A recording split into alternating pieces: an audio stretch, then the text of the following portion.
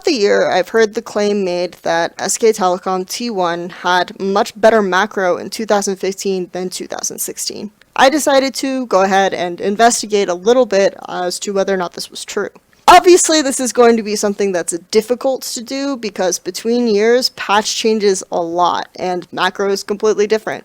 For example, between 2015 and 2016 finals at the World Championship, which are games that I went ahead and decided that those would be the pinnacle games to kind of look at to compare SK Telecom macro play, there's a very obviously large change, which is the elimination of lane swaps.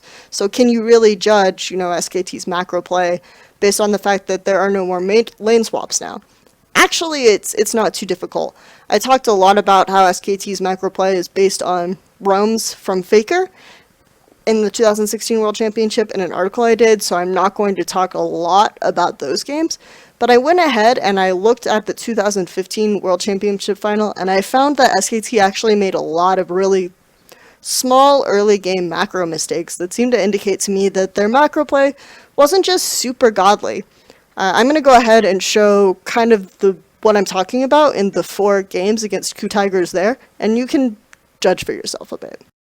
So here we're already starting to see lane swaps. I miss lane swaps, but the key point here is that KOO Tigers have picked Jinx. Jinx is really useful because it allows you to push really, really early on second wave, which wasn't necessarily as common then, and it also allowed them to start with their Riven and their jungler on the red side red jungle, whereas SKT started on the red side blue jungle. They traded sides, and Marin went and got to lane really, really fast. So this was something good that SKT did. However, because KOO kind of had the Jinx push, and they started the push early, they were able to send Smeb there faster and still trade the turrets at roughly the same time. I think probably there was kind of an issue in the series with KOO and the sides that they started and the camps that they started, so they probably could have done better by having Smeb join faster and then gotten a real advantage off of this, but as it is, the turrets end up trading at about the same time.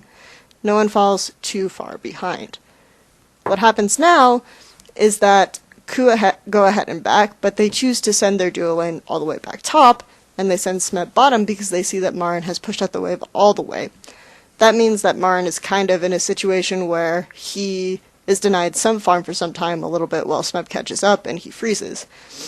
This also means that SKT decide to make a play to get an advantage in the other situation, and this is where things go kind of wrong for them.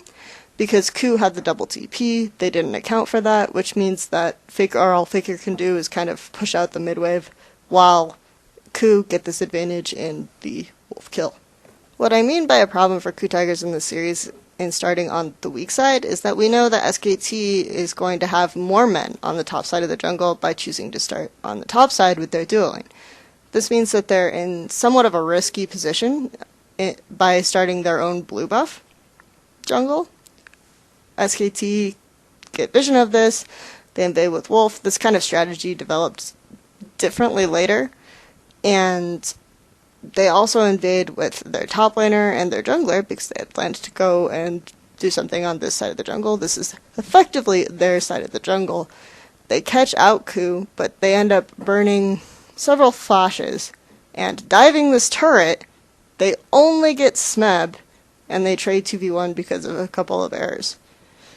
This is not really a strong play overall. It's kind of questionable for them to overcommit so hard, but what this does is it opens up a play for KOO that is really questionable on SKT's part because they decide to have Marin teleport as soon as he responds to the bot lane to kind of defend. Smeb does the same thing, however it is much less risky for the KOO Tigers, and you're about to see exactly why. Because Bengi is still in base, they cannot match this dive onto the top laner that Hojin goes ahead and initiates with the KOO Tigers.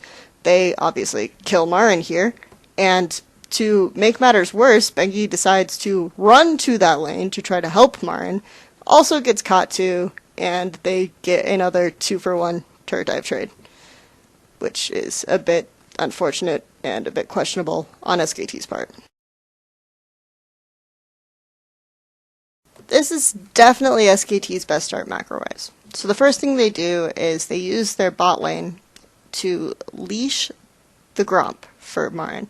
So this gives him a very easy, very early XP and gold injection that he can go ahead and take to lane right away. Meanwhile, Ku, again, are starting kind of on their weak side.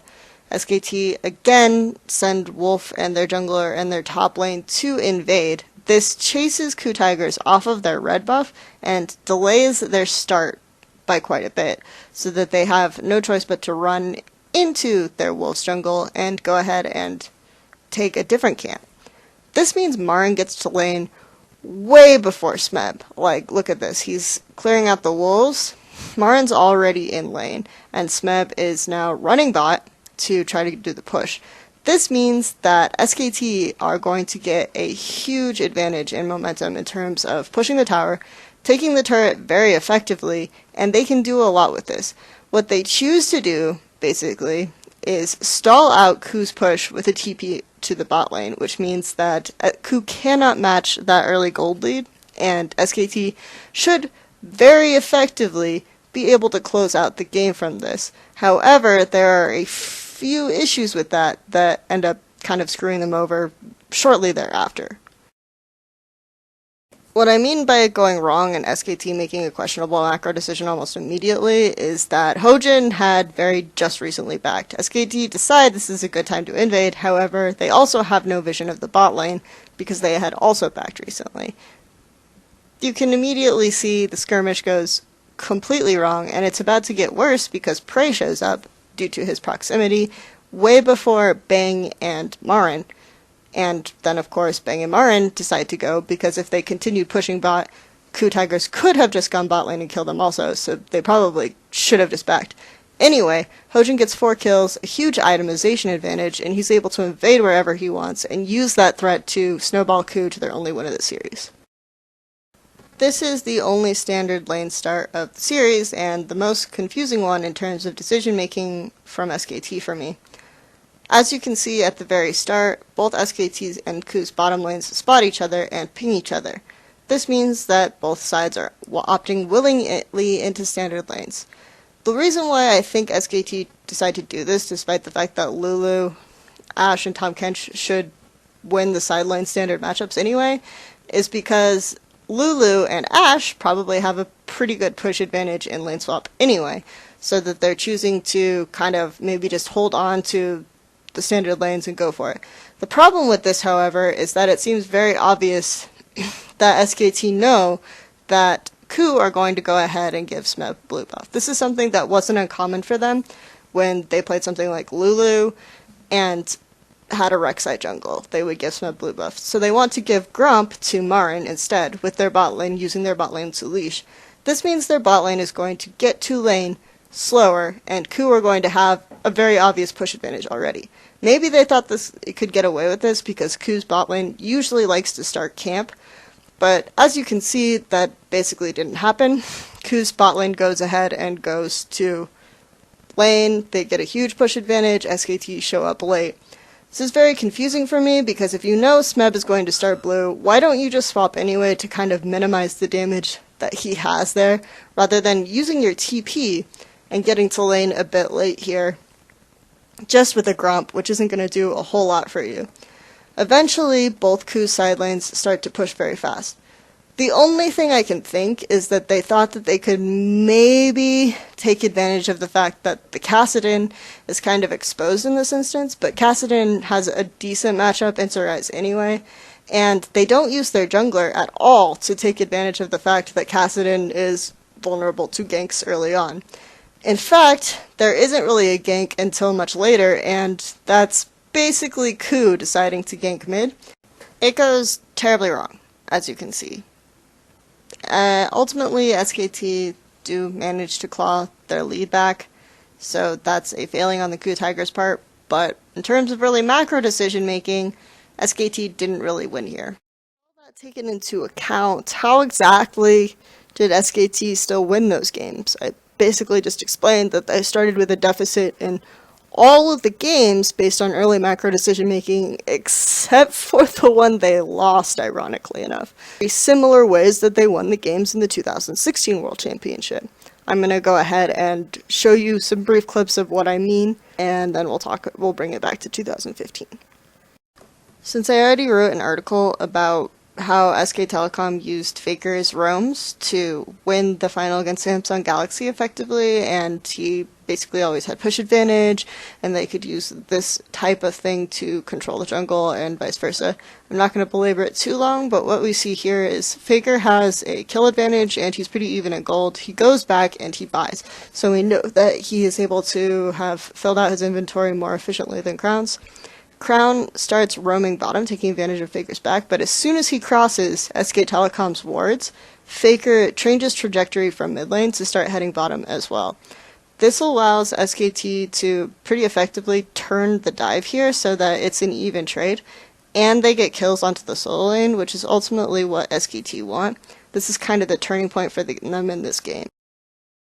Made the point that SKT 2015-2016 in terms of their late laning phase and mid-game macro is actually very similar because it relies on Faker to get the mid lane advantage and just roam more intelligently and better with that type of lead.